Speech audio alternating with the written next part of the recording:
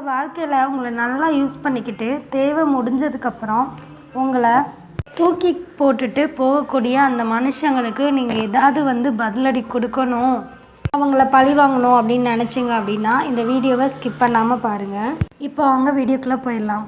ஒருத்தங்களுக்கு நீங்கள் தேவைப்படுறீங்க அப்படின்னா அந்த டைமில் அவங்க காலில் கூட விழுவாங்க.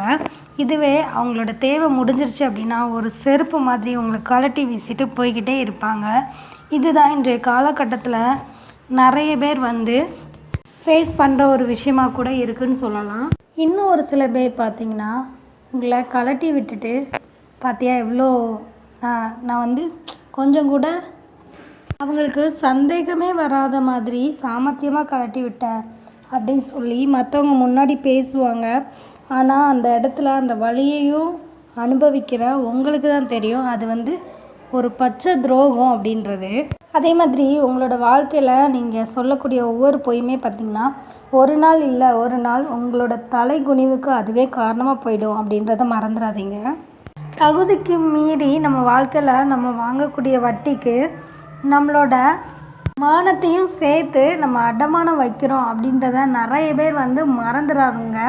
ஒரு கடன் அப்படின்றத வாங்கும்போது ஒன்று உங்களோட தகுதியை உயர்த்திக்கணும், இல்லைன்னா உங்களோட தேவைகளை குறைச்சிக்கணும். இது ரெண்டையும் நீங்கள் பண்ணிட்டீங்க அப்படின்னா எந்த வித அவமானத்துக்குமே ஆளாக மாட்டீங்க அப்படின்றதான் இங்கே மறுக்க முடியாத உண்மையாக இருக்குது. நம்மளோட வாழ்க்கையில் நம்ம நிம்மதியாக வாழணும் அப்படின்னா ஆடம்பரமே இல்லாமல் சிக்கனமாக வாழ்கிற வாழ்வு இருக்குது பார்த்தீங்களா, அதுதான் என்றைக்குமே நம்மளுக்கு நிம்மதியை தரும். ஒரு சில டயத்தில் உங்களோட மனசு ஆனது உடஞ்சி போயிடுச்சு அப்படின்னா அந்த இடத்துல உங்களுக்கு அழுகை வருது அப்படின்னா அழுது முடிச்சிருங்க. அழுகையை விட நம்மளோட வலிகளுக்கு ஒரு நல்ல மருந்து அப்படின்றது கிடையவே கிடையாது.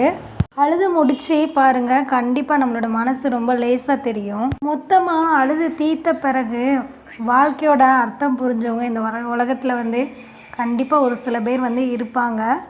இன்னும் ஒரு சில பேர் சொல்லுவாங்க, என்னோடய வாழ்க்கையில் நான் எவ்வளோ அழுது தீர்க்கணுமோ தீர்த்துட்டேன், இப்போ தான் எனக்கு என்னோடய மனசுக்கு ஒரு தெளிவு கிடச்சிருக்கு அப்படின்னு கூட சொல்லுவாங்க. ஸோ இந்த மாதிரி ஒரு கேட்டகரியில் இருந்தீங்கன்னா மறக்காமல் கமெண்ட் பாக்ஸில் கமெண்ட் பண்ணுங்கள். இன்னும் ஒரு சில பேர் அழுது முடிச்சுட்டு திரும்படியும் அதே விஷயத்தையே நினச்சி யோசிச்சுட்டு இருப்பாங்க. ஸோ அந்த மாதிரியான ஒரு கேட்டகரியை நீங்கள் என்றைக்குமே இருக்காதீங்க.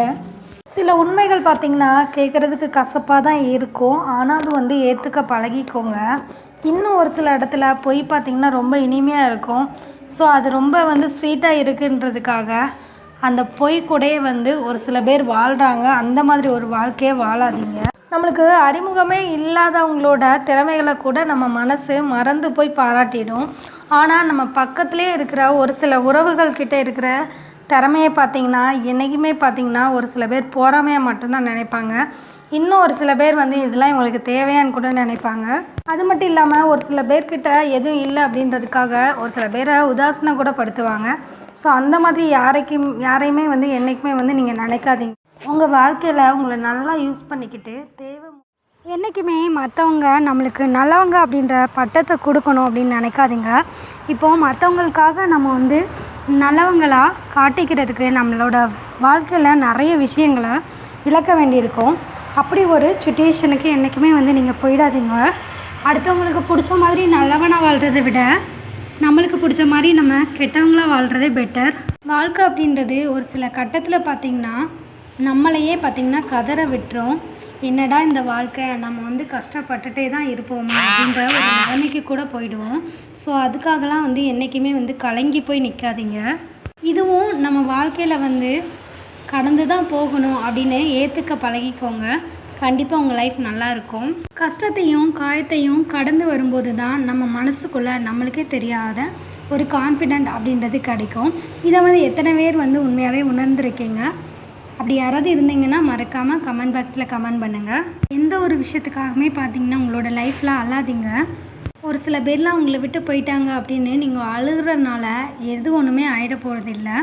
ஸோ அவங்க உங்கள் கூடவே இருந்தால் நீங்கள் அளவுக்கு அதிகமாக அழுதுருவீங்க அப்படின்ற ஒரு ரீசன்னால் கூட அவங்க உங்களை விட்டு போயிருக்காங்க அப்படின்றத நீங்கள் யதார்த்தமாக ஏற்றுக்க பழகிக்கோங்க.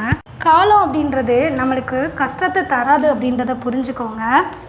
அதே மாதிரி காலம் கடந்த பின்னாடி ஒரு சில கஷ்டத்துக்கு நம்ம ஆள் ஆயிடக்கூடாது அப்படின்றதுக்காகவே பார்த்திங்கன்னா நம்மளுக்கு இஷ்டப்பட்ட ஒரு சில விஷயங்களை நம்ம லைஃப்பில் இழந்துட்டுருக்கோம் அப்படின்றதையும் முழுசாக